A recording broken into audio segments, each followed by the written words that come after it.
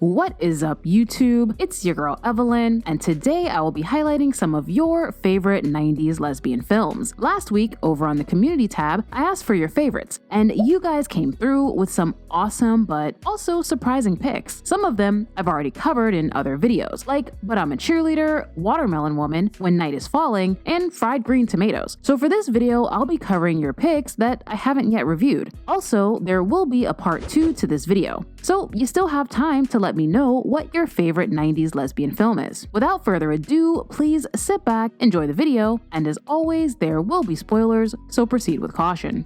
I smell sex and candy here. I have to kick things off with my second favorite lesbian film of all time. Bound is a 90s neo-noir crime thriller about a tough ex-con who falls for the sultry girlfriend of a mobster.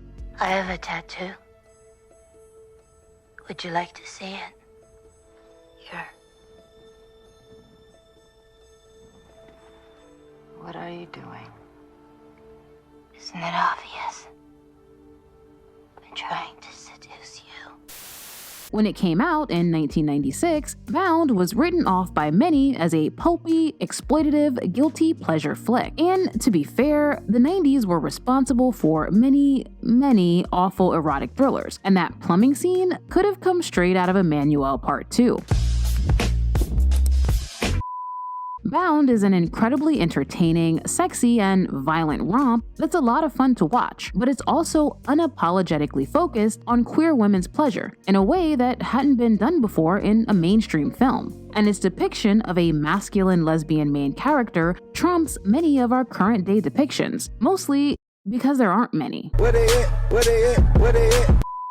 If you haven't watched the unrated version of Bound, you should definitely watch the unrated version of Bound.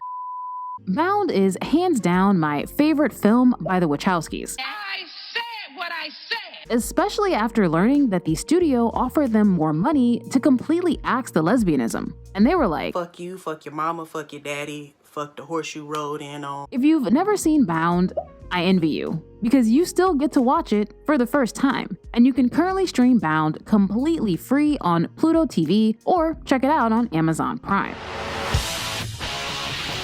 Oh, make me over. As someone who's been known to cry at cheesy Hallmark commercials, 1998's Gia is a film that leaves me a sobbing mess every single time I watch it. If you need me, you just call me. I need you. I need you now. You have to be here now. When I need you now. I need you more. Portrayed by Angelina Jolie as a sexually fluid bad girl with a heart of gold, Gia depicts the short and tragic life of the world's first supermodel, Gia Karanji. From struggling to overcome a harrowing drug addiction, to loneliness and abandonment issues, to a love affair that was doomed from the start, Gia is not a feel-good film, but much of it is dedicated to Gia's explosive on-again, off-again relationship with makeup artist Linda. We could make things work.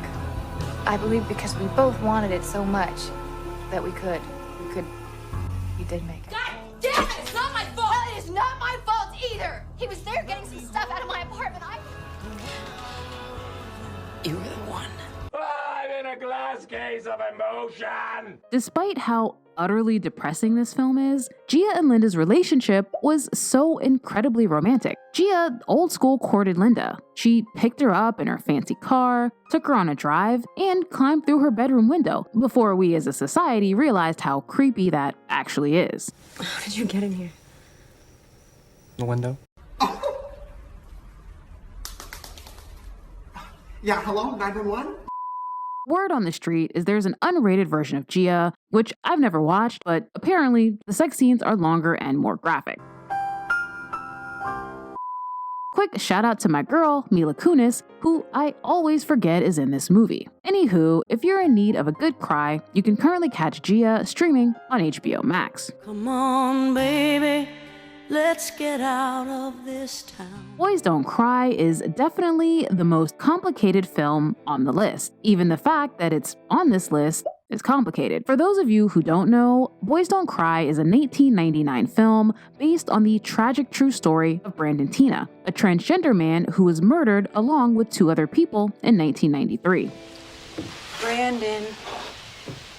I just wanted to say I'm really sorry.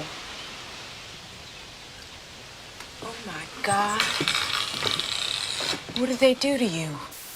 Of all your picks, Boys Don't Cry was the one that surprised me the most, because personally, I never thought of it as a lesbian film, but I completely understand why so many people do, or did. Most of us watched Boys Don't Cry in the 90s, and back then, you could count the number of lesbian teen films on one hand, and of those few, only one depicted a masculine-identified teen lesbian. Not to get too deep, but when you're part of a minority group, especially one that's marginalized, the desire to latch on to any and every mainstream depiction of yourself is understandable, even if you have to squint to make that depiction fit. And let's be honest, Boys Don't Cry has very strong lesbian Romeo and Juliet energy, which I doubt was accidental. Had a dream about you last night. You did? What happened? Come on, tell me the dream. Someone walked me home last night. I think it was you. Now, there's a lot of controversy, and I mean a lot of controversy surrounding this film, like how it completely left out Philip Divine. Because it's based on the true story of Brandon Teena. It's based on the true story. An African-American man was also murdered that night. 3 people were murdered that night, and the film only addresses the 2 white people. If you're interested in learning more about just how complex the legacy of this film is, make sure to check out the description box for links to some very fascinating articles, interviews, and videos. And even though Boys Don't Cry is a very difficult movie to watch, it is still an incredible film, and it is currently streaming on Hulu if you want to check it out. The Incredibly True Adventures of Two Girls in Love just might be one of the most beautifully radical lesbian films in existence, while simultaneously being one of the most conventional lesbian films in existence. I don't want to shock you or anything, but I really want to hold your hand right now. I've held hands with a girl before. Girls like me. Randy and Evie are 2 teenagers who don't seem to have much in common. Evie is popular, comes from a wealthy family, and has a boyfriend, whereas Randy is a bit of an outcast, is not rich, and is an out lesbian. But when Randy and Evie strike up a friendship, it soon blossoms into something more. Oh, Evie's got a thing for the freak of the class. I do not. Get out. Aren't you getting a little defensive, Evie? I'm not getting defensive. Well, I don't think she seems like your type anyway, Evie. I mean, I don't think she even knows how to read. So, spoiler alert if you haven't seen the film, but it has a happy ending, which feels kind of radical for a lesbian film in general, but especially one that came out in 1995. And even though The Incredibly True Adventures of Two Girls in Love is a low-budget indie that's very rough around the edges, I think that adds to its charm. If you haven't seen The Incredibly True Adventures of Two Girls in Love, I definitely think it's still worth watching. Unfortunately, it's not really available to stream anywhere legally. Go Fish is probably not your favorite 90s lesbian film. It's certainly not mine, but I couldn't make a list of 90s lesbian films without including the most influential 90s lesbian film of all time. Max, she's really nice. She used to go out with a friend of mine. I have one word for you. UGLY. She ain't got no alibi. She's ugly. Max, Her mother is...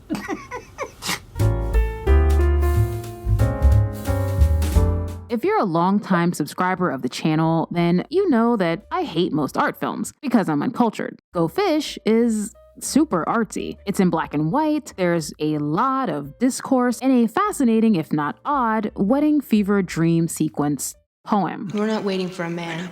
I'm not waiting for a man. I just hate this eerie feeling that a man's waiting for me. Even though Go Fish wasn't quite my cup of tea, it was ridiculously influential. Here's this tiny, low-budget indie film about a lesbian friend group in Chicago just living their lives, and it goes on to gross $2.5 million.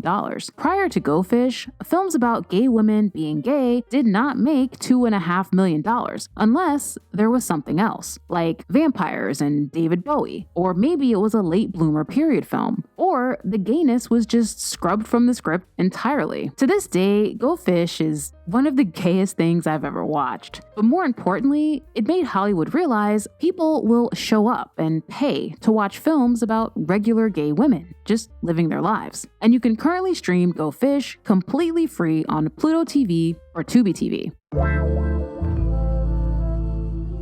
I want to give a quick shout out to two films that didn't quite make the 90s cutoff. These films came out in 2000, but felt like they belonged to the 90s. The first is The Truth About Jane, which I've talked about ad nauseum on the channel. And honestly, this movie just has a special place in my former teenage heart, and it's currently available to stream on Tubi TV. The second is If These Walls Could Talk Too. I've probably watched If These Walls Could Talk Too dozens of times as a teenager. Unfortunately, it's not as easy to find nowadays, but it's not that hard either. That is it for the video, and just to reiterate, there will be a part 2. So if you've not yet shared your favorite 90s lesbian film, please make sure to do so over on the community tab. And thanks to all of you who already shared. It helps me out so much. And make sure to let me know in the comments if you're interested in videos like this for different decades. As always, thank you so much for watching, and I'll see you in the next one.